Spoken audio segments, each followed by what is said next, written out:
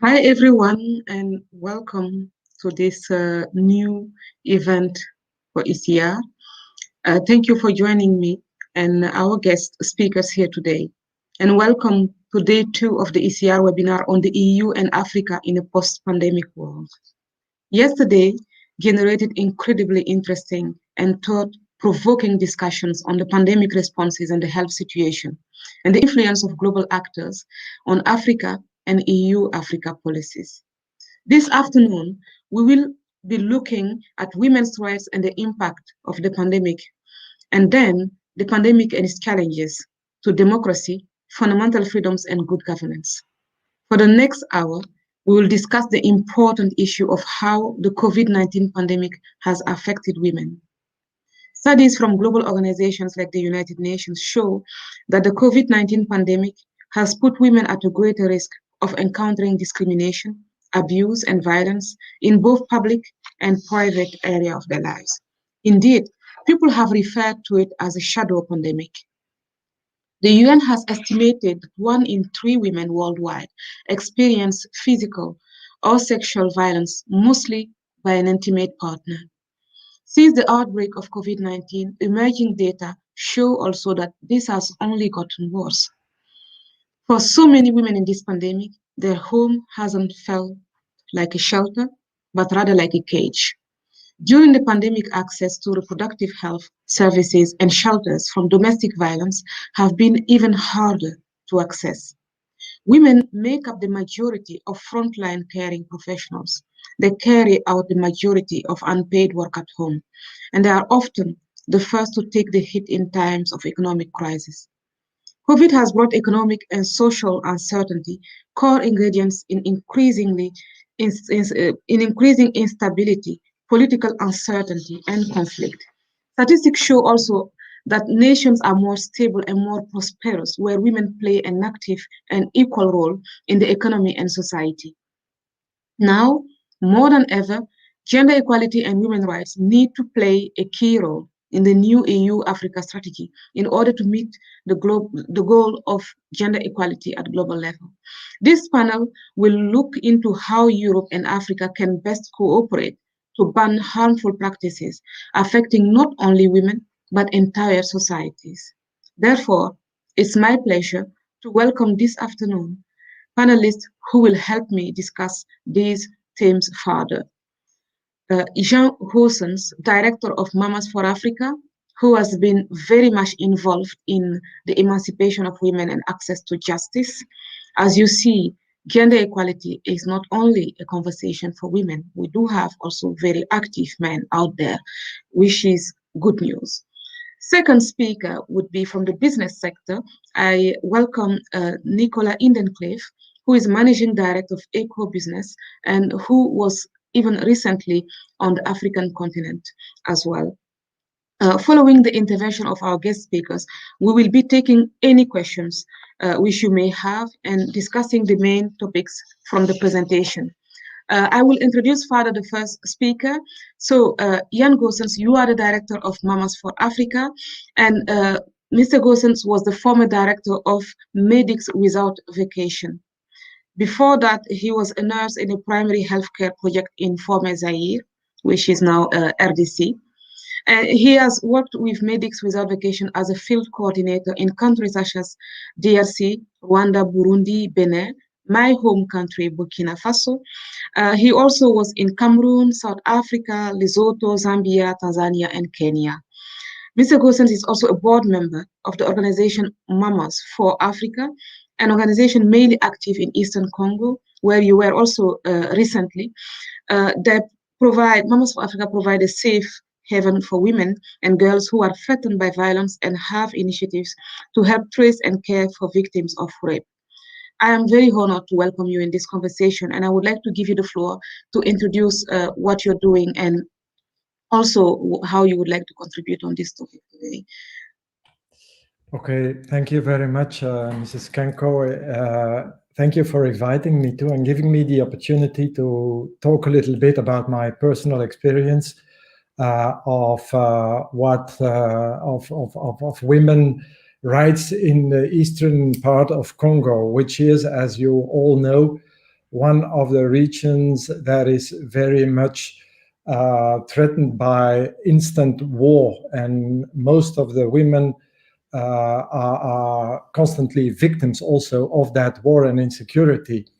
Now, as to speak about the influence of the pandemic, according to the numbers we get weekly from the World Health Organization, there are so far in the whole of Congo only for about 29,000 cases reported so far, and they have like for about 750 the death due to COVID so far. So in Congo in general, and I can only speak for the eastern part, there's the COVID pandemic doesn't really play a big role. It's more the insecurity that plays a big role. And I think that over there, the international community has an enormous responsibility to either to support the new government of Congo in their struggle to get things done now, because as you all know, at the end of 2020, President Tshisekedi just sent home the whole of the General Assembly, and recently a new government was installed, and now all of the Congolese people, they hope for the best now. Now, I just recently came back from Eastern Congo, and I witnessed once more the enormous effect on women's lives over there in the remote villages, especially because in these villages, and I speak now for the southern part of Eastern Congo, more specifically the South Kivu province, we saw that there's a lot of women who flee even more insecure parts, and I had the opportunity to witness, even though I don't speak Swahili, but to witness women who spoke about the rape they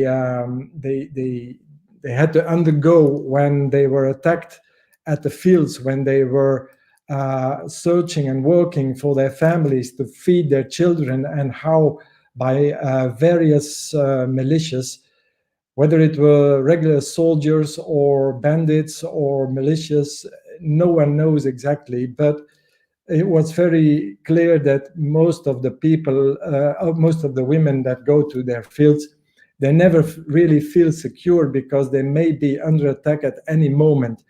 So I think that the international community has an enormous responsibility now to do something, to stand up and to ask the neighboring countries, especially the neighboring countries, to withdraw from the eastern part of Congo and to do the utmost now to support the actual government and see that things get stabilized. I also mentioned that it's a very weird situation over there because there is absence of a good functioning government. You have a sort of parallel society that has developed itself, and what we see is that the rich and the few, they steal the millions, and the other people, the ones that are at the bottom, they just pick up here and there the few dollars, but it's always the weakest that are the victims of this parallel circuit, this parallel society that has been installed for over years now. And what is most impressive is that you see that it's generally women that are the victims of this situation.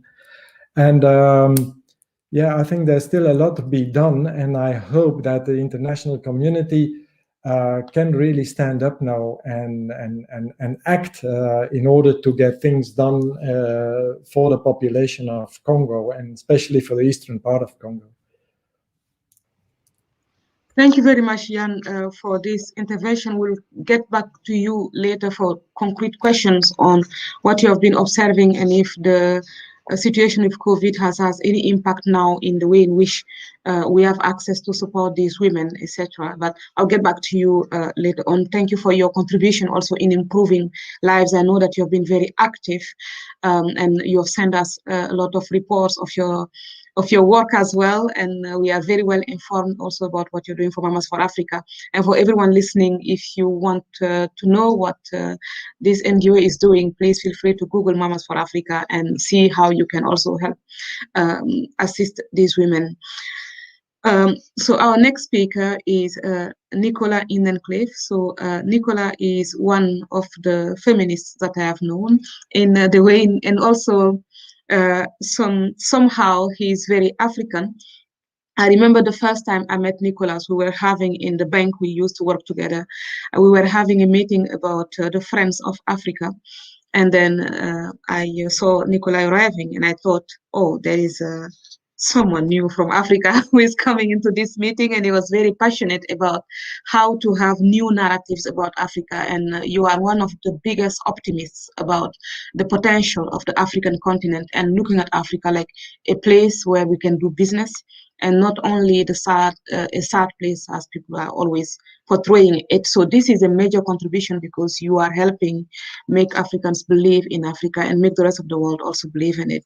For nearly 20 years, Nicolas Indenkleef has been involved in the financing of companies and financial institutions in emerging markets, and was also involved in promoting that perceptions within organizations and businesses. He joined the BIA Group, which is a Walloon family company, and since then has helped develop policies that enable growth in even the most challenging markets, including countries like Mali or Burkina Faso.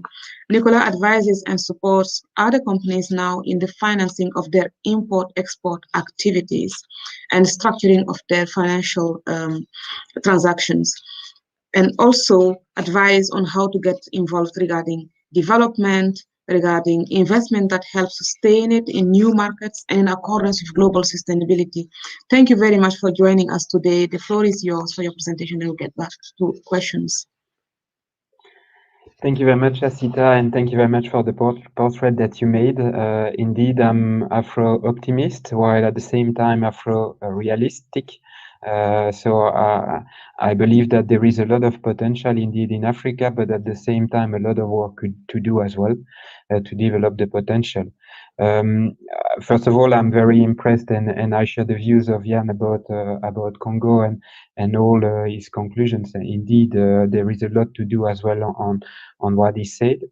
If I come back to a more economic point of view and regarding the pandemic in Africa, clearly what we see, and these are statistics, is an increased poverty in Africa due to the pandemic. I mean, not all countries have been hit in the same way. You don't have the same number of cases in Morocco or in South Africa or in Congo, of course. Maybe not only because there are less cases, but because they don't have the same statistics and the same way to count the people being affected by the pandemic, while at the same time could be malaria, could be something else as well, hitting them at the same time. So it's difficult to have a clear idea of the real impact of the pandemic on each country. But what we see is a number of side effects when talking about really the economy side effects of the pandemic. You see, of course, an increased poverty. And when talking about women in Africa, of course, we are talking about a lot of the informal economy. When we talk about people having contractual jobs, we are mainly talking about men in Africa still. And of course, when the economy is going down, when you have lockdowns and so on, the first job being lost are informal job, of course. So you see more and more women, having less income and less revenues because of the lockdowns, because of the pandemic, more than men, actually. And also talking about informal jobs, when you have a contract, most of the time in Africa, you have a social security package, giving you access to healthcare, health systems, and so on. So if you don't if you don't have a job, if you don't have a contractual job, if you are still working informally, then you still don't have access to the test, to the medical services and so on. While at the same time, you see that we focus as well on the pandemic, on the COVID pandemic, and we don't invest anymore in HIV services. We don't invest anymore in family planning systems at the same time because we focus the money on the COVID. So there are a lot of side effects as well that you don't see immediately. Another side effect is education. When you shut down all these schools in Africa because of lockdowns, there are millions of girls not coming to school anymore, and even young men as well.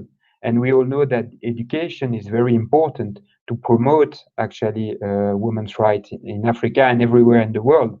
So when you stop schools, you just, impact the way women are treated eventually in Africa because people are less educated ultimately. So there are really a lot of impacts.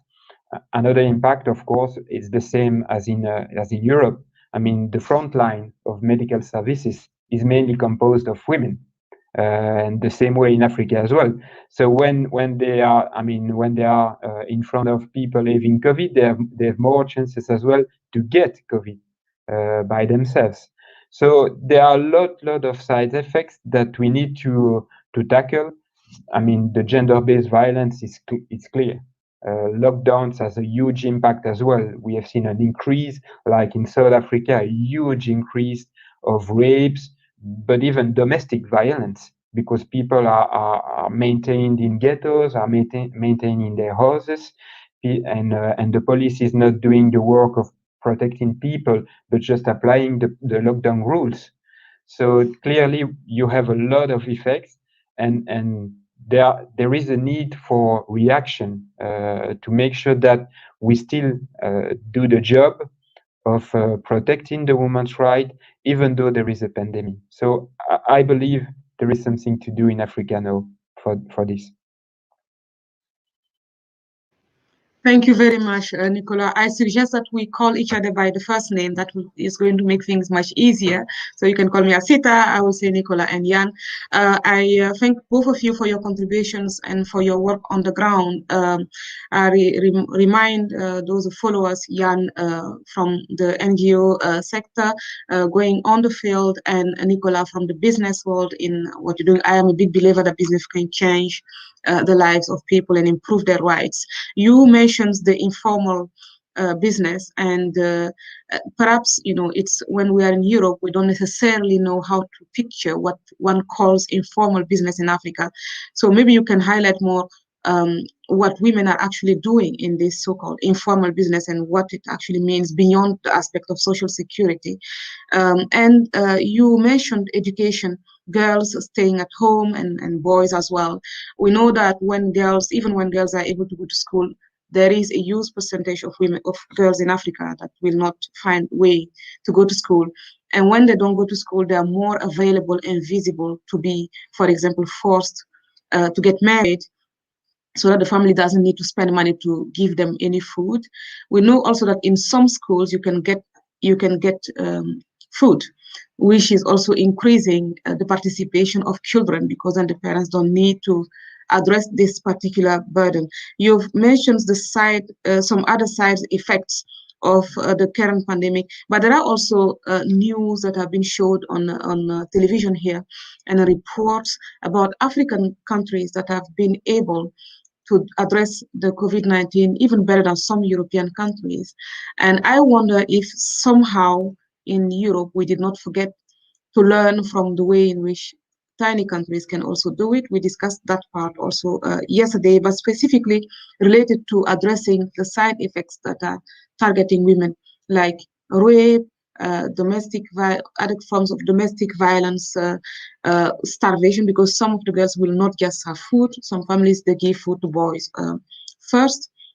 But in which way would the EU and the international community learn from these countries, but also share cooperation to assist without patronizing, in your opinion? I'll give the floor first to Nicolas, and then Jan can contribute. Yeah, you were talking about informal economy, which is actually in Africa 90% of the economy, in which there is a predominance of women at work. In general, women are doing a lot of work in Africa, and not only the work for their own family, but when you go across markets, when you go into the country, you see them working at any kind of business, from dealing, trading, to producing, to being in the fields as well, and they are there on their own sometimes, and sometimes just employed with no contract by other men, sometimes even not against money, sometimes even just against an exchange of goods, of food and so on, or exchange of a place to live. And typically this is a topic that we need to address. We need to find a way with Europe, of course, provide, I mean, economic measures, that's for sure, but to improve the way the work schemes, the work environment is formalized, or we can provide to people access to healthcare, access maybe not always to contract, but to way to be registered, to a minimum support of the government, to ensure that at the end of the day you have access to food, to again healthcare, and to a roof, a place to live. So clearly there is a need for economic measures. That's for sure. But I believe a good way to do it as well is to make sure that women are involved in the decision-making processes as well, and that gender-based specialists and experts are also involved in the policies that we are setting up in Africa, that we are promoting as well women into the decision process and into politics in Africa, so that they can also show their voice and their opinions, and making sure that ultimately women are represented in policies in Africa, in the way we develop actually Africa tomorrow. So that is very important. And ultimately, I believe that the private sector has also a role to play.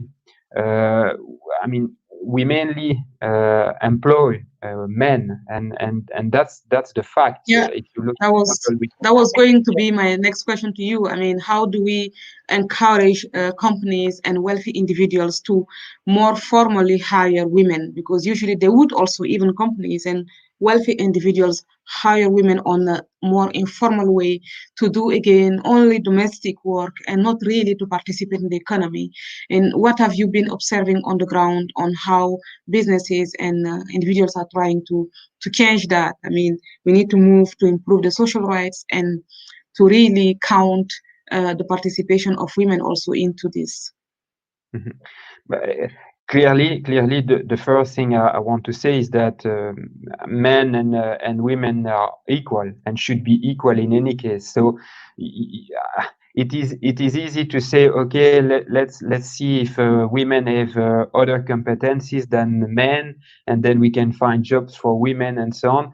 But it's too easy to say that. Actually, women and men should be treated equally. And the first thing to do would be to put in place policies to fight against discrimination when we hire people, and making sure that if it's a man, if it's a woman, they are treated in the same way when hiring people. That's first.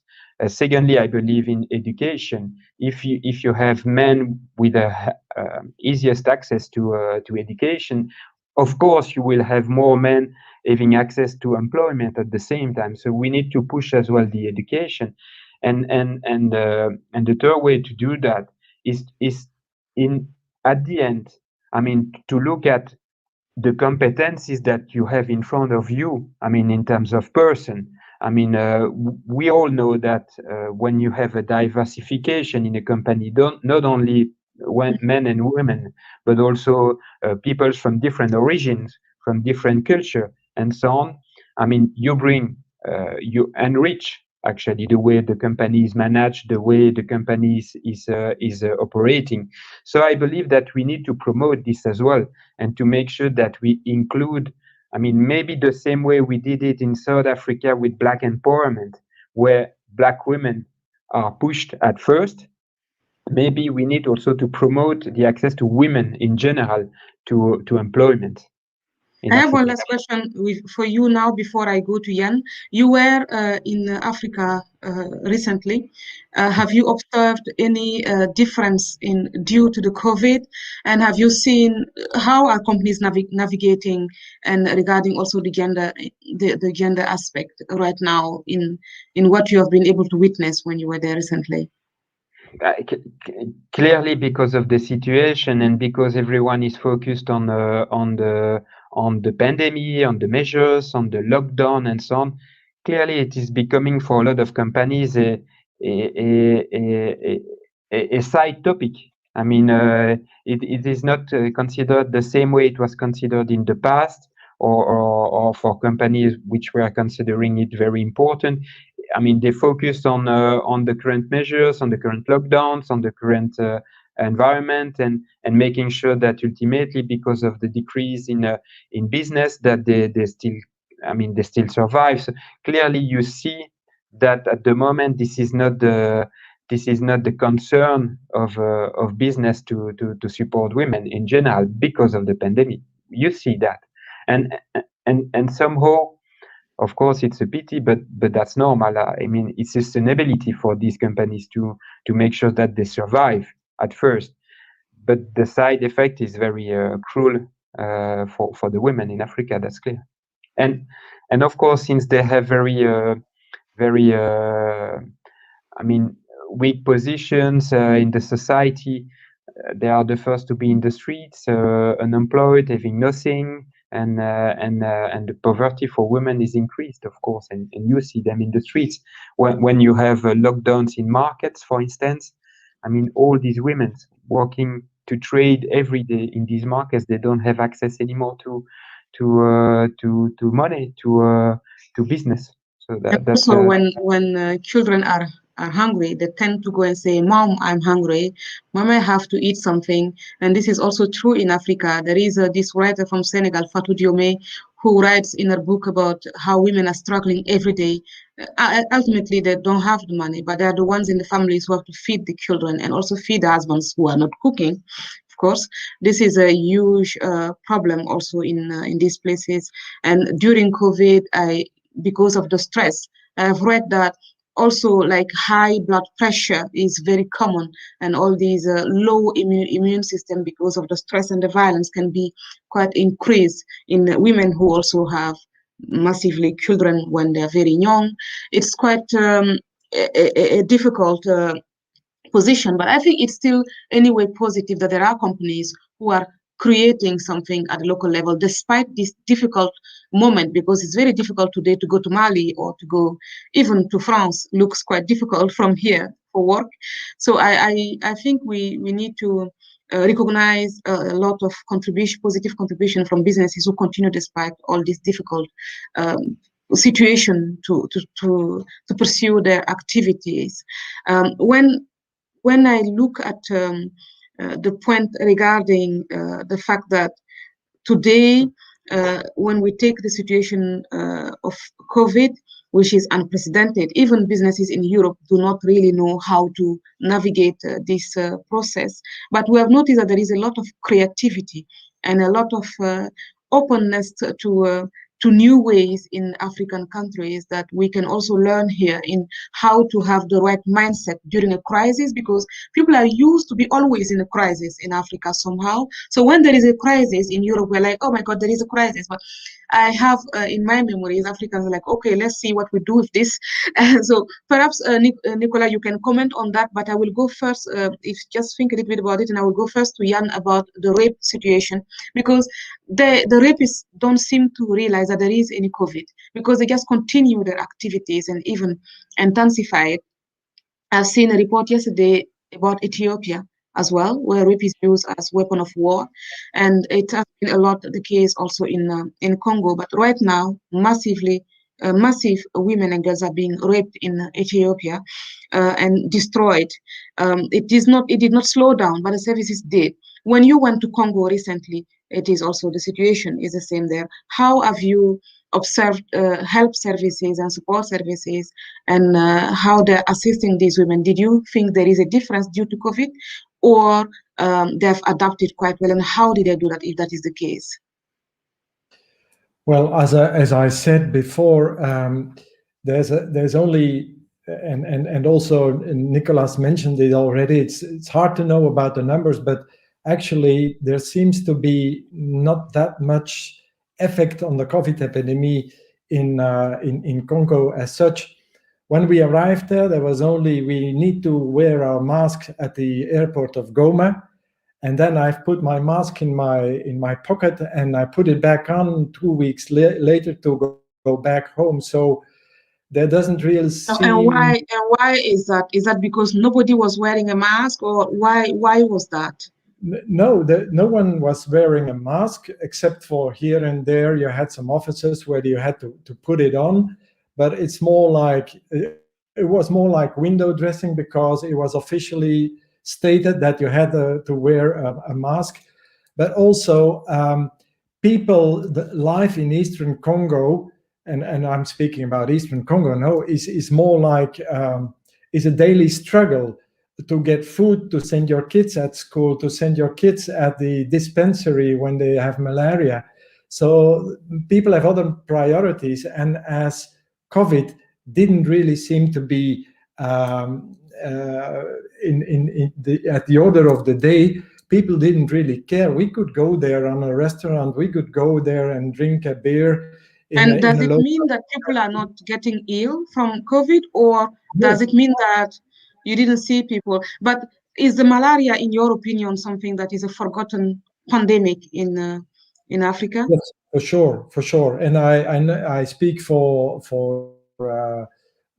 Congo now. If you would really compare the numbers, people and especially children under 5 dying of malaria, the numbers are far higher than people dying from COVID these days, especially in Congo. I don't know about the numbers in other African countries, but especially for Congo, malaria outnumbers far the COVID deaths by now.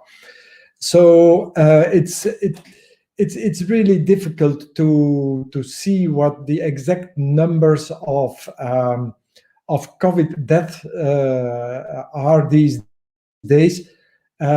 Recently, you could also read in the Lancet, which is one of the most important medical journals, that they still are trying to figure out why, especially in Africa in general, in Central Africa, COVID really doesn't seem to have the same impact as it has in the rest of the world. A temperature I wonder, Jan, if I may come in here, I wonder whether this is not linked to the fact that people live more outside, because I feel that here we're kind of locked inside all the time. It might be just people just staying outside, sitting outside, spending time outside, working also outside, and it may also be linked to hidden statistics that. When we had one example when we're discussing democracy a couple of months ago in Parliament, that there are people, for example, in the Sahel who never formally existed, girls who never formally existed, because nobody made a birth certificate for them. So if one day they die, nobody will even officially register that, because even they were not registered when they were born. So when they die, nobody is writing that down. And I'm just worried that maybe we can get into statistics where we have not counted a part of people who have become victims of something. I don't know in which perspective. Maybe you don't have the answer right now either, but it's maybe a question we should wonder about if everything is being reported. Yeah, sure. The lifestyle can explain something. I agree with you that, but for example, for temperature, it's not an issue, because if you compare, for example, with India, India is also a country where some regions are very hot and humid, as it is in Africa. And there the numbers are increasing tremendously these days. So I don't know if it is really something to compare. But during my recent stay, I also visited some local health centers in the remote areas. I also was in contact with the Pansy Clinic of Dr. Mukwege, the Nobel Prize winner for Peace 2018. And even in his hospital, the people with COVID are not outnumbered. They just face the general pathology they see every day. And so I can take that as a reference, because the hospital of Dr. Mukwege is one of the best hospitals in the whole region. So yes, it's we still are guessing a little bit why this is really not taking the high numbers as we know it in the rest of the world, and especially in Europe, but also in Brazil. We are having a discussion about what is happening in Brazil. Absolutely. I think that's a very important question, statistics question, and also why is this report is that the reason that explain this is quite important to find. So I hope everyone will continue researching that and taking that into account. I'll go back to Nicolas now. I had left you with a question. If you still remember it, you can. About the resilience of Africa in general and the way they are able to cope with such situation. Indeed, I fully agree with Jan about the daily struggle for life in Africa in general. And if you look at the pyramid from Maslow with the hierarchy of needs, of course, when you struggle for your food, when you struggle for your safety and it's not fulfilled, I mean, the rest, I mean, it's still a detail for you. And of course, in Europe, we don't complain about food. We don't complain about our safety. We complain about our self-esteem, about psychological effects and so on. We feel lonely. We feel sad because of not going out, and also, of course, the economic impact for a lot of entrepreneurs in Europe. And also a lot of violence here as well. Exactly, but in Africa it's different. I mean, the elasticity of the population and being able to cope with difficult situation is mainly because of this struggle for life. No, talking about other reasons, you may also see that these African countries, they've taken measures like lockdowns very early. I remember at the very beginning of the pandemic in 2020, Senegal took measures very early, even earlier than Europe, and I believe it had an impact at that moment, of course, on maybe not on the second or third wave, but on the first wave for sure. And a lot of countries in Africa did the same. Maybe another reason is the density of population. In huge cities in Africa, there are a lot of people. Urbanization and people going to cities is a huge trend, but still, you have a lot of places in Africa with a very low density, and we all know that when with a low density, there is, I mean, less dispersion of the virus as well. And the third maybe reason is the fact that less people are traveling in and out from Africa or to Africa compared to Europe or to the US or to China, even India. And of course, in a lot of countries, it's not only spreading internally, it's also spreading because it's imported by people. And it's clearly, when you look at Europe, I mean, people importing from China and then from Austria and from Italia to the rest of Europe during the first wave. You don't have that in Africa, so maybe it had an impact as well. And last but not least, I would say that in Africa, the way, I mean, maybe because of the pyramid of Maslow, I mean, there is more solidarity in Africa in general. Because of the family maybe structure. Because of the culture. Yeah, and yeah, because of the culture, I don't like to say that because the culture between if you compare Senegal and That's Mali or true. Mali, Indeed. yeah, is very different from one country to another, and even in the same country, you sometimes have very different culture. But I would say that in general, I mean, the way of living in Africa, the level of economic development in general, is leading them to more solidarity, which you don't see that anymore in Europe, where people think first of all about themselves and looking at the television to see what are the decisions, the new measures, and what will be the impact on themselves. Okay, from now Why? on, Nicolas is not looking at the television anymore to wonder about the COVID. And still with my European culture, but in Africa it's different. I mean, they look at the way it will impact um, their family, their group, their compound, I think and they will support each other I think in the here country. when we look at both your remarks here, we notice that COVID is indeed an issue in Africa, but there are a lot of question marks that are remaining. We've heard like in South Africa and in other countries, they have been using sometimes drones to overcome the lack of infrastructure to deliver medicines for people who are chronically ill, for example.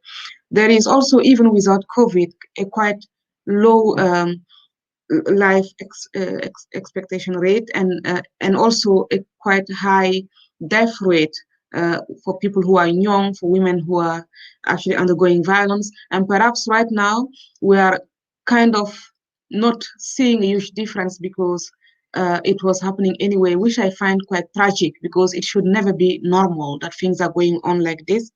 But there is one point that was also raised in the press I read a couple of days ago, is something that we've forgotten is that Africa is a very young continent, and people who are much younger are also very resilient to COVID-19. So this is also a generation that, tragically enough, is missing a lot of its youth and its education opportunities at this moment. And this is the future of the whole continent that is quite at stake. And then it take me to my next topic, which is about, we spoke about traveling, we spoke about movement of human beings. Of course, unfortunately for these young people, it's often a movement in one way that they often never come back from. So the flow of migrants and how it affects the local economy. Also during COVID, it does continue. We still have a registered death in the sea. And how is that? Did you see any effect of that? Maybe that's more for Jan to see, or I don't know if Nicolas did have any experience in going to Africa to see how this may affect women who are left behind, because we see that most of people who are actually moving are men, young men, who are running away from all kinds of situations or for economic reasons. And the women who are staying behind, would that explain the reason why locally in the informal economy they are the ones who are the most involved? How do you see how this affects the social structure and especially in such a difficult time with COVID-19? Well, what I experienced is when we spoke in person with women who were victims of sexual violence, very often they told that their husband was not really out of the country, but somewhere else to find the money to search for food. So men very often travel a lot to do some local businesses, and then they leave their family alone. And that is when that's a moment also when women are very, very vulnerable when they go to their fields, because they may go with some other women, but even if you are 2, 3, or 4 women and you go to your field and you're under attack of a militia who rapes all these women one after another, or take them hostage and bring them to the woods to use them as sex slaves, I mean, there's little protection from the men, because a lot of them, they travel around to search for money, to search for food for their family. So that's what I heard several times.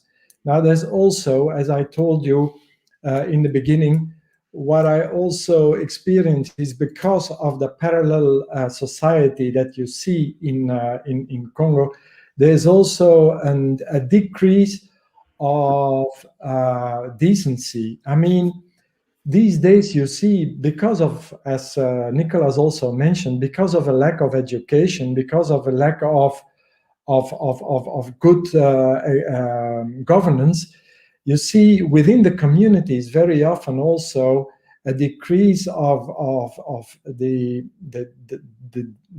ethic thinking of people. So you may find yourself in a neighborhood where there's an older man who just takes advantage of a younger girl and rapes her. So that's also a reality over there.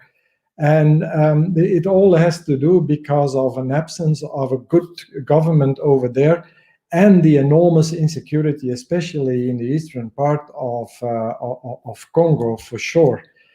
I don't know if that's really an answer to your question. Absolutely. I think your testimony of something very concrete is very important, to see that providing for jobs closer to homes would also help families stick together and protect each other. And it's quite important to hear that testimony. And then I would like to ask, in your opinions, what does the life of a woman? I wonder, what would the life of a woman in DRC right now, or in Ethiopia? I mentioned the huge trouble is the same of there, look like in 10 years' time. And I guess each of us has an idea of how would like it to look like, and how could we all participate from political world, from the NGOs, from the business sector, to have the ideal situation for women, like in 10 years times. For example, I wish it can come sooner, but guess let's move in our heads ahead. Is that a question to me or to Nicolas? To both of you, very shortly. Well, I can just give my opinion already, or what I think about it. I think, first of all, what we need now is a stabilization of the eastern part of Congo. The insecurity has to disappear. And as you know, these days, there's a big issue on MONUSCO, the UN troops that are facing a withdrawal. And then you can discuss about it. At this time, it costs $1.3 billion a year to be present over there. And what we see is that they don't protect the people. So the question is, if they don't get another mandate, if it really makes a difference for the people over there, and if the insecurity will decrease at last. But I think that's one of the most important elements these days, that you get a stable situation in the eastern part of Congo. And then I think, once again, I always repeat myself, but I think that the international community has an enormous responsibility these days to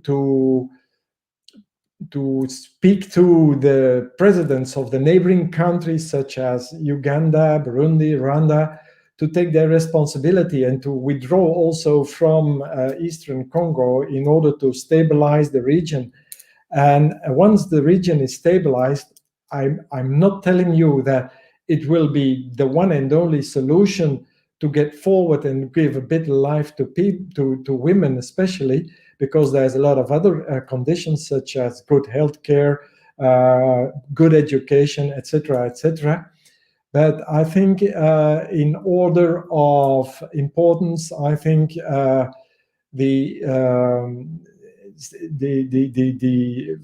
getting rid of the instability and insecurity is one of the main issues these days. So it's what we've also discussed in this parliament recently about the Congo, is also we have received and met online Dr. Mukwege about us.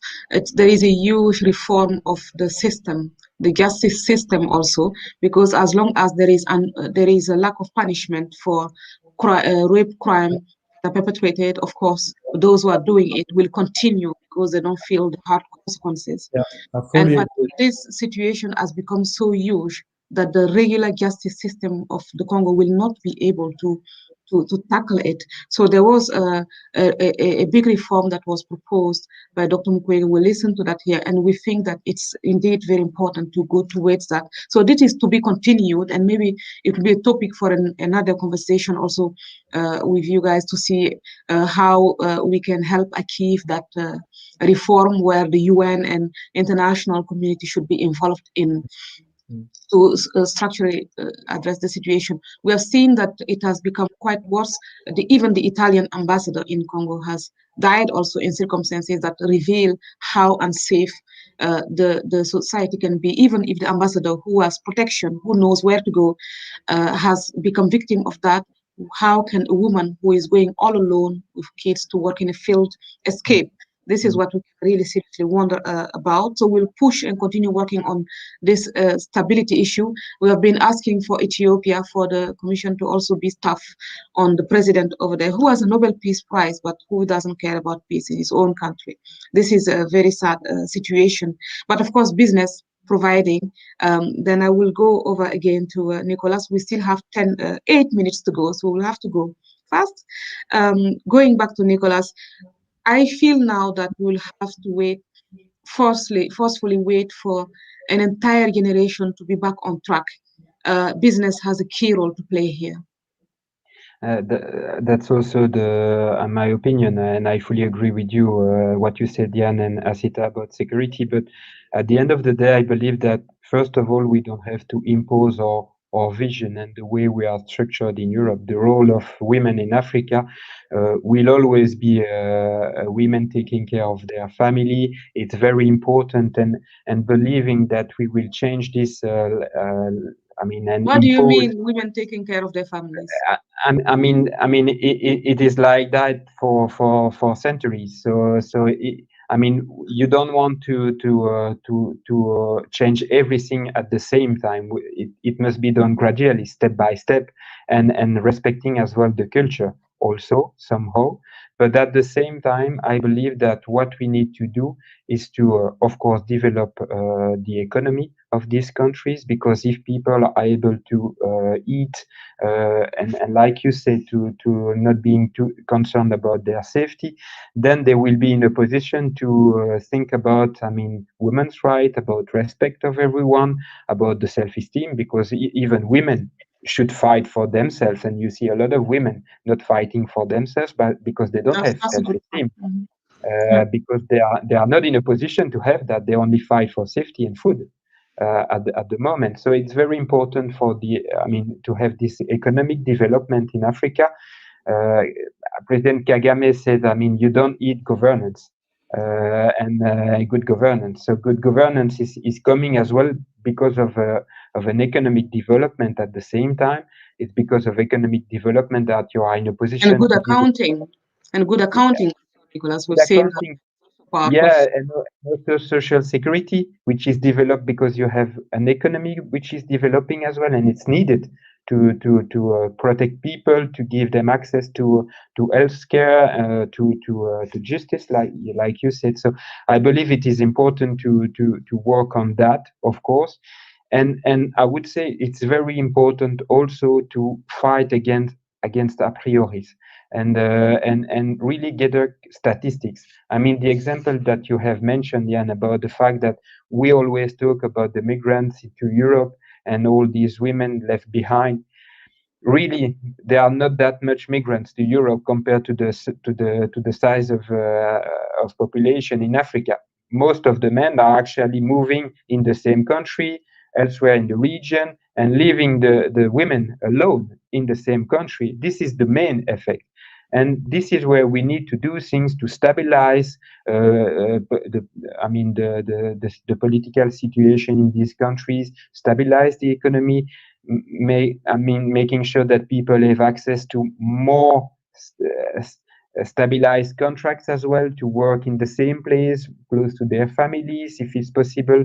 And for businesses, this stability is also important, that you need to be able to operate in safer places. And we're seeing now that the instability is hitting Mozambique, it's hitting the Sahel, it's hitting Ethiopia. There are like fires starting all over the place, and yet we are not taking into account sufficiently enough how to very things. That's correct, and a good example of that is if you are a student in Africa, you do medicine studies, and then you become a doctor, and you come from Ituri. Will you stay in Ituri? No, never. Maybe your family will stay in Ituri, and you had a good opportunity to develop your family because you would have a good salary being a doctor, but you will never stay in Ituri. So there are no doctors in Ituri because of that. They all go to Rwanda, they all go to Uganda, and we need to make sure that safety is there, that the development is there, so that people want to stay where they are and want to develop themselves with their family, Exactly. and that's how we will protect the women.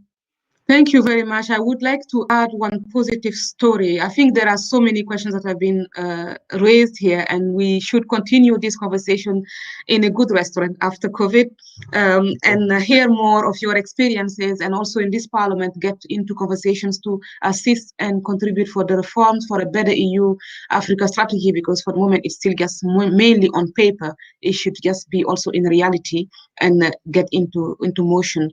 There was Mrs. Rosine Koulibaly, who was the former Minister of Finance of Burkina Faso, who was supposed to join us today, but she is a special envoy for the UN in Guinea. So right now she is very busy with that. She couldn't join us today, but she's very supportive and would be happy to join another time.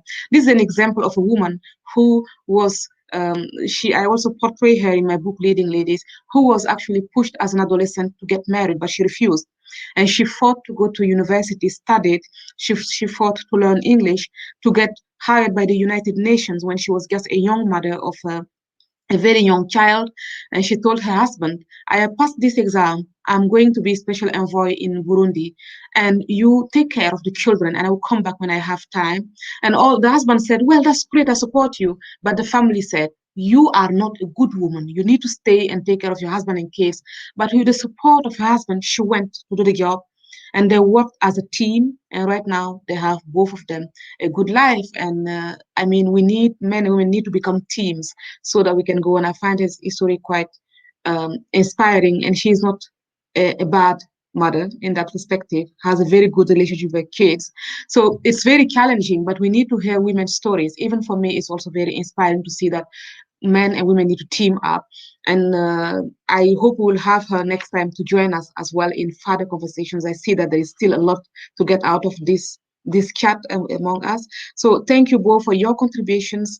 And if there is any key takeaway that you would like to address later, feel free to get back in touch again with me. And there will be a new session starting soon. And our next session will be about the pandemic and its challenges to democracy, fundamental freedom, and good governance. I can see on your faces that you would like to stay for that. Feel free to tune in. Thank you, Assita. Thank you very much. Thank you very much, Assita. Thank you. Thank you, Jan. Have a good day. Okay, you too. Thank you very much.